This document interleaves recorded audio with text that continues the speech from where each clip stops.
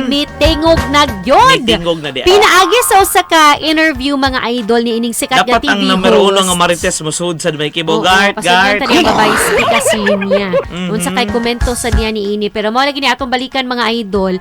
Kini manggong TV host nga si Tony Gonzaga, iyan ang gi-interview ning maong sikat nga aktor idol Buiki human sa mga hungihong nga nanggawa sa social media. Kabahin lagi sa giingong panagbuwag sa mong aktor og sa iyaha pong girlfriend nga usa-usab kay nila nga aktres nga ato nang i-reveal idol Kenny wa nay lain pa ang celebrity couple nga si Gerald Anderson ug si Julia Barreto. Pipila na ka mga simana mga idol nga sige trending ina mga pangalan kay sumapalagi gabuwag na ba kuno ni human nga nabatyagan sa mga netizens. Wala sila uban-uban. Nga nawala na ang mahulagway kuno sa hulagway Instagram accounts nila Idol Buiki. Although, actually, magladto ka sa Instagram account ni Gerald Anderson, makahibong sa Idol Buiki, ngawa siya mi-greet sa iyahang partner nga bago lang nag-birthday. Oy. Unya, at the same time, mga idol, ang pinaka-last na hulagway di nagkuyog di silang duha is katapang Star Magic Ball. Mo nang nakapangutan ng mga netizens.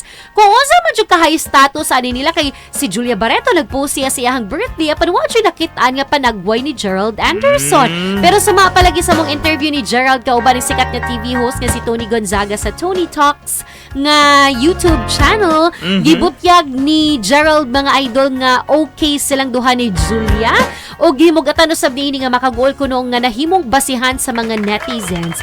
Ang kanang mga pag-unfollow sa social media, nakit na kanang mag-delete kuno mga hulagway sa Facebook or Instagram nga mura pag mo na jud pabaagi sa pagkumpirmar kung buwag ng usa ka manag-uyab.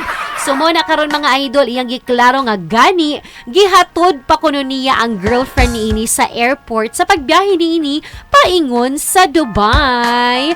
Mo ni ang ato iFM Balitang Show.